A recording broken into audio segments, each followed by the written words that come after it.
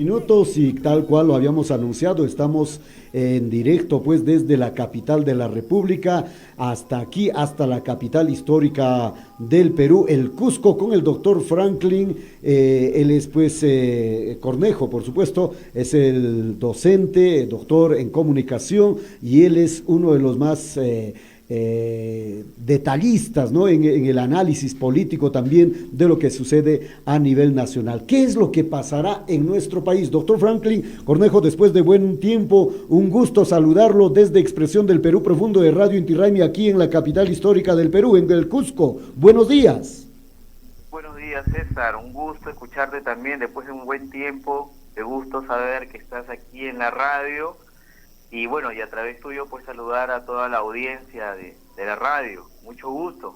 Qué buen domingo, qué bien empezar el domingo así, conversando contigo. Muchas gracias, doctor Franklin. En efecto, con usted hemos coincidido pues en varios eventos, especialmente en estos procesos de capacitación a los comunicadores, pero no solamente a los comunicadores que hemos podido egresar de la academia, como es su persona o tal vez yo, sino a los comunicadores alternativos también, comunicadores indígenas, comunicadores originarios que están en el Perú Profundo, y este programa se llama efectivamente Perú Profundo. Queremos ahora su análisis, doctor Franklin, respecto de la situación política. ¿Cuál es la mirada que usted tiene, no, desde el tema de analista político y comunicador? Además, ¿qué es lo que está pasando en nuestro país? Pareciera que hay un entrampamiento, un nudo que no se puede desatar en este enfrentamiento entre el legislativo y el ejecutivo. ¿Cuál es la mirada que usted tiene? Así es, César. Bueno, has dicho muy bien, ¿no? Existe un enfrentamiento entre el Poder Ejecutivo y el Legislativo, que por cierto no inicia en este gobierno, ¿no? No olvidemos que el gobierno del expresidente Sagasti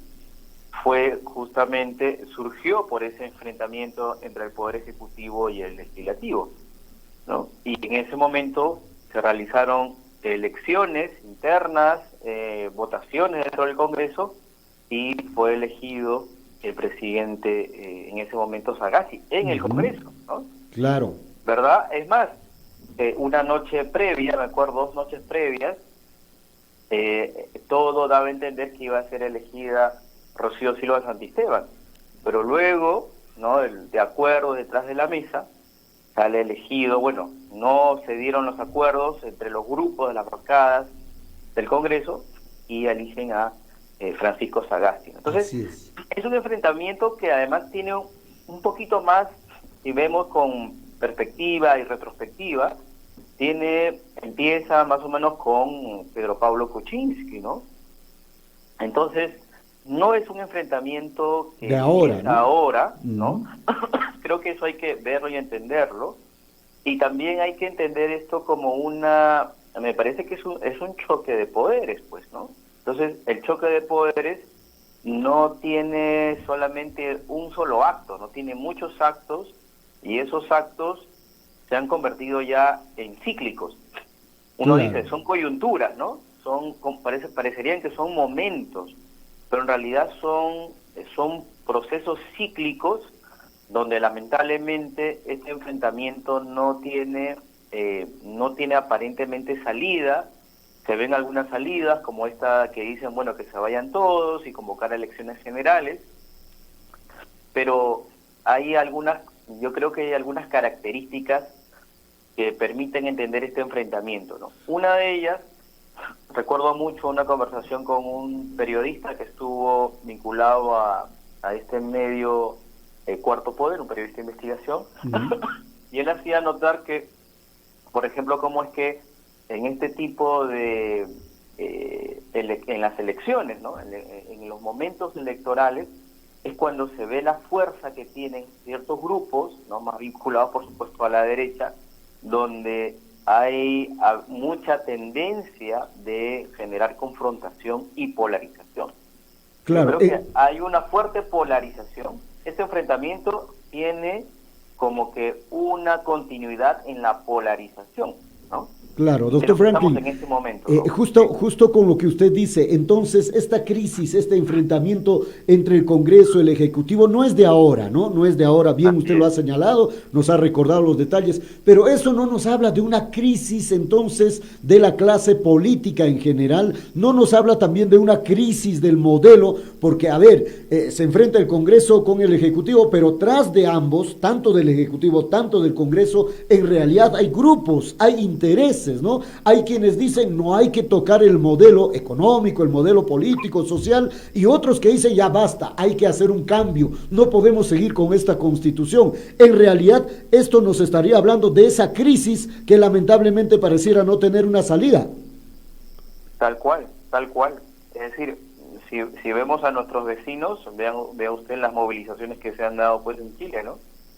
El cambio de constitución surgió justamente no por un diálogo y no por una, digamos, una concertación entre la clase política, ¿no? Sino por la indignación de la ciudadanía, que salió a las calles justamente a reclamar y a protestar contra el modelo, ¿no? Y lo mismo más o menos ha sucedido en Colombia, ¿no? Ahora tenemos un gobierno de izquierda por primera vez en Colombia, que justamente surge de lo que de alguna manera es lo que ya algunos analistas aquí en Perú están comentando, ¿no? Es como que el cuarto momento electoral, entre comillas, ¿no? Que es la movilización ciudadana justamente para pedir un cambio de gobierno, un cambio de gobierno en el Poder Ejecutivo y en el Legislativo, y también un cambio de Constitución. Entonces, lo que nos demuestra, viendo en retrospectiva y la historia de los momentos políticos y electorales, es que son los ciudadanos quienes de manera organizada, ¿no? De manera cívica, pacífica, reclaman, protestan y hacen notar su descontento ante los políticos que no son, digo yo, virreyes o son los más poderosos, ¿no? Son personas que representan a los gobernados. Y los gobernados son quienes los eligen, o sea, nosotros los elegimos. Claro. Ellos no están allí porque son resultado de una dinastía, porque son, no sé, pues los escogidos por pueden, Dios. ¿no? Porque son lo que, no sé, lo que en ese momento estaban y ellos son los elegidos. No, claro. Son justamente quienes están en el poder representando al pueblo porque tienen el voto electoral. Claro. El poder Sí. político surge de las urnas y de la participación de la ciudadanía, la participación política. Entonces, ahí empieza todo, ¿no? Claro. Entonces, sin embargo, dicen, doctor Franklin, sin embargo, antes que se nos vaya ese aspecto, pareciera entonces que hay dos bandos en el Perú, ¿no? Pareciera que hay un grupo que está por el cambio, que se cambie este modelo, que cambie la Constitución, que haya nuevas formas de hacer política, y pareciera que hay otro que dice que no hay que cambiar, que hay que hacer algunos remaches, ¿no? Algunos remiendos por ahí, pero hay que mantener este modelo, este status quo. ¿Usted cree que esto tiene salida o vamos a continuar en esto? Algunos dicen no avanzamos ni para atrás ni para adelante. ¿Qué significa eso? ¿Cómo debemos actuar la ciudadanía en general? Claro. A ver si recordamos una vez más, ¿no? Luego de la segunda vuelta electoral del año pasado, pues, ¿no? 2021, ¿qué teníamos en el Perú, en el mapa electoral? Teníamos un Perú dividido, ¿no? Un Perú que votaba de una manera por el lado de Lima y otro Perú que votaba de otra manera por el lado de las regiones. Entonces, una vez más, es la ciudadanía que pide cambios, ¿no? La mayoría, que es la ciudadanía, pide cambios. Los políticos están allí para representar al pueblo, una vez más, y hacer llevar justamente en los poderes que le corresponden esos cambios, esas consignas, esos pedidos. Son cambios no por, diríamos, cuestiones mínimas, ¿no? Sino por cuestiones centrales. O sea, ¿qué piden? Piden justicia, ¿no? Los territorios indígenas o los territorios de las zonas campesinas donde están justamente obteniéndose minerales, ¿no? Hidrocarburos, necesitan, ¿no?, que se les reconozca para vivir con calidad. O sea, eso es justicia, eso es tener mínimo de sentido común, ¿no? Si yo soy una de las empresas que, digamos, está posicionada en el cuarto lugar, ¿no? En producción de cobre, ¿por qué no dialogar con las comunidades? Entonces, ese es el gran reto, ¿no? Claro. Yo creo que lo que nos pone este escenario de crisis es un escenario donde una vez más hay que empezar a partir de reconocer que hay una polarización y hay un problema, empezar a establecer esos puentes de diálogo y de reconocimiento, de debate. Sin embargo, esa mirada que usted tiene un poco más completa, ¿no? Una mirada más integral, ¿no? Hay un enfrentamiento, hay quienes quieren el cambio, quienes no quieren el cambio, pero entrando al detalle, en estas semanas prácticamente hay también quienes han sido, como usted dice, elegidos por el voto popular, sea para el legislativo o sea para el ejecutivo, pero en el momento que ya asumen los cargos pareciera que se decanta recién realmente a qué intereses están ambos, ¿no es cierto?, tratando de representar. Por ello que ahora nos encontramos en un enfrentamiento que al parecer no hay visos de solución, porque el legislativo ha estado amenazando con vacar a Pedro Castillo, ahora ya están hablando mejor que haga pues su papel la fiscalía, y después de eso tal vez podríamos ver alguna forma, nuevamente, pero dicen, ¿no?, de imponernos, de sacar a Pedro Castillo y nosotros ingresar al Ejecutivo. Pedro Castillo también está en lo propio, ¿no? A pesar de todo, ahora último se ha empoderado, se ha puesto un poco más fuerte, incluso está tratando de reaccionar a la investigación que le han hecho. Todo esto, ¿qué salida va a tener, doctor Franklin? ¿Cómo ve usted? ¿Salida parecida a la de Chile, a la de Colombia? ¿O es muy particular aquí? ¿O llegaremos hasta el 2022 en esta misma situación? ¿O perdón, 26?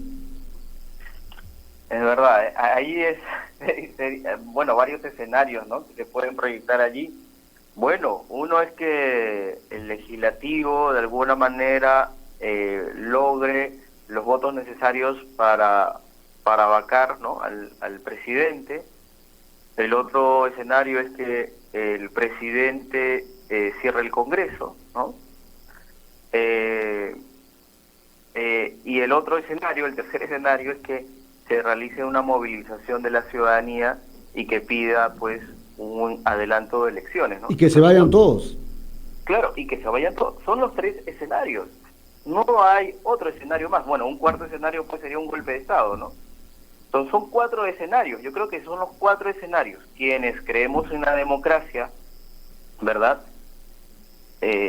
A mí me parece que una movilización social y un diálogo social, ¿no?, donde se siente el poder ejecutivo y el legislativo y reconozca que hay que hacer cambios y que hay que gobernar mejor, creo que es la vía, ¿no? A mí me parece. Sin embargo, hay algunas voces, doctor Franklin, que dicen, no, esto es solamente para las cámaras, ¿no? Este supuesto enfrentamiento es solamente para las cámaras. En realidad, nadie quiere dejar sus intereses. Ni el Ejecutivo se atreve a cerrar el Congreso, ni el Congreso realmente se atreve a darle la vacancia, pues, a Pedro Castillo, y esperan ellos mantenerse en esta situación hasta el 2026. ¿Usted cree que eso se puede dar o pueden suscitarse algunos hechos que más bien desencadenen cambios reales? Ahora está Antauro Humala fuera de la cárcel y eso podría generar también ese cambio que se está esperando.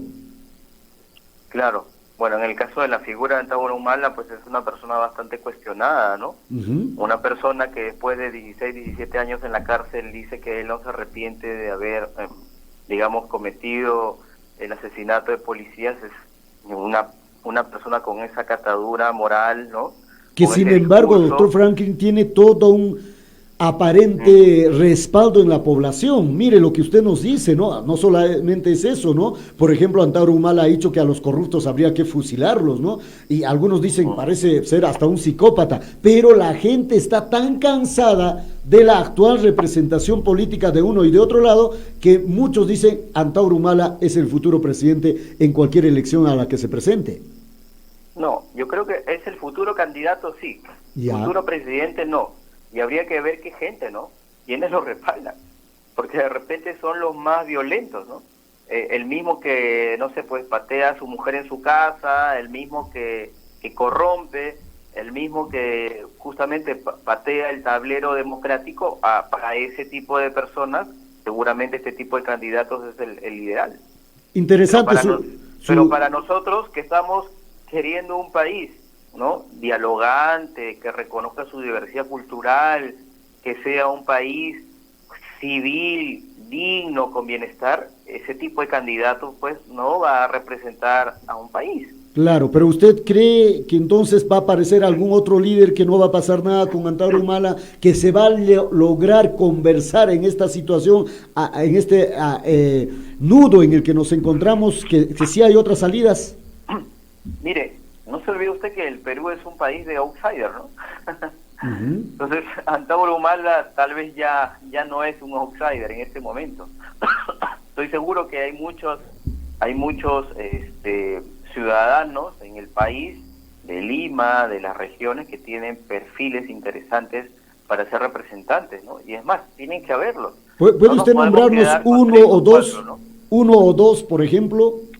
Bueno, en este momento no sabría yo, por ejemplo, ¿no?, cuando me reúno con las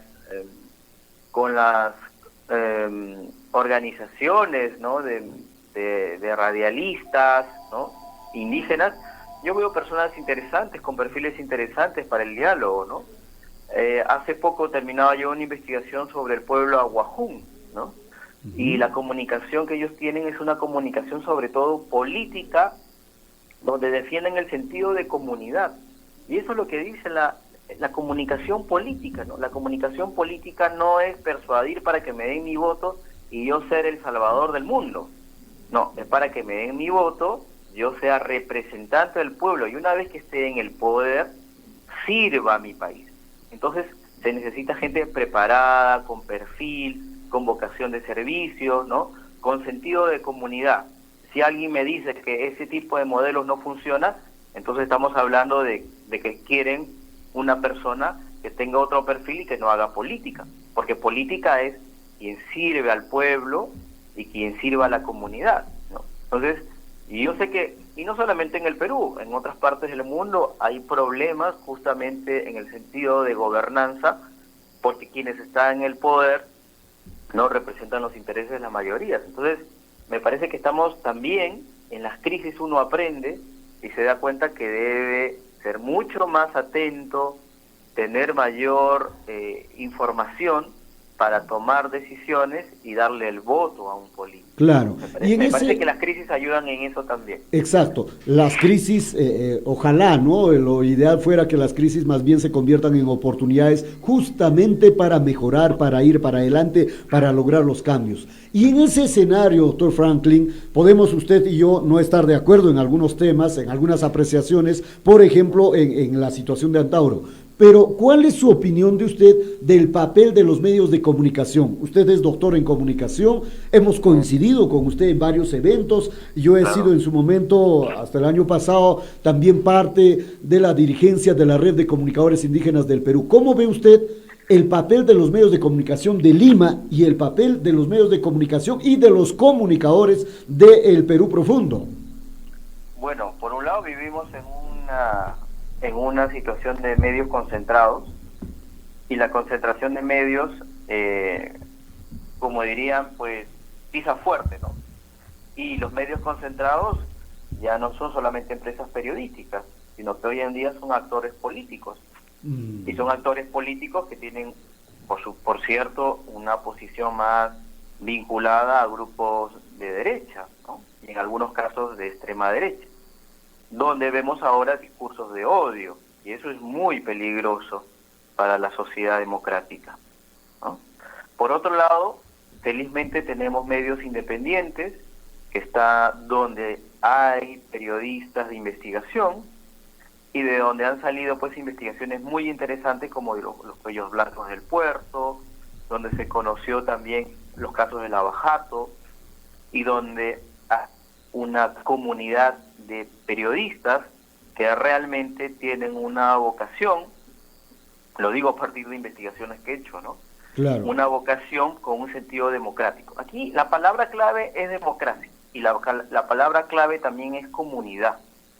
Cuando entendamos que vamos a vivir en comunidad y necesitamos democracia y que las personas que nos representen tengan esos papeles, esas representaciones, tengan esas credenciales, vamos a vivir mejor, ¿no? Claro, pero allí en cualquier también, momento y en cualquier contexto, ¿no? y allí también el protagonismo de los comunicadores, de las comunidades, es decir, de quienes son comunicadores sin necesidad de haber ingresado a la universidad, que no tienen un título, pero que cumplen un rol frente a toda esta situación, incluso política en nuestro país. Claro, para terminar mi análisis, ¿no?, a partir de la pregunta anterior, y bueno, y en ese escenario, por supuesto que el papel sobre todo de las radios, ¿no?, de las radios de las regiones del Perú es importantísimo, porque son medios independientes, más cercanos a la ciudadanía, ¿no? Tienen además transmisiones y agenda en lenguas originarias. Entonces el papel de los medios de las regiones, sobre todo de las radios, es importantísimo, ¿no? Justamente porque donde no hay Estado, o hay un Estado muy deficiente, o donde la sociedad civil no está muy organizada, los medios regionales contribuyen, ¿no?, a construir ese sentido de comunidad, ese sentido de ciudadanía. Y allí, por supuesto, que están los medios indígenas, ¿no?, que ahora lo que se pide y lo que de alguna manera se está tratando de proponer es que pues se conviertan en radios comunitarias y tengan acceso a frecuencias para que puedan transmitir con mayor alcance su programación. Que de alguna forma sería avanzar en lo que ha avanzado Bolivia, ¿no?, o en lo que ha avanzado Ecuador, donde las frecuencias están divididas también en casi un 30% para estas radios comunitarias, que no pasa en nuestro país. Casi el 99% están concentrados pues en medios privados en nuestro país. Esa es una realidad también, doctor. Así es, sí, y también con Bolivia y Ecuador, también Argentina y Uruguay, ¿no? Entonces, y la realidad es, por supuesto, esa, ¿no?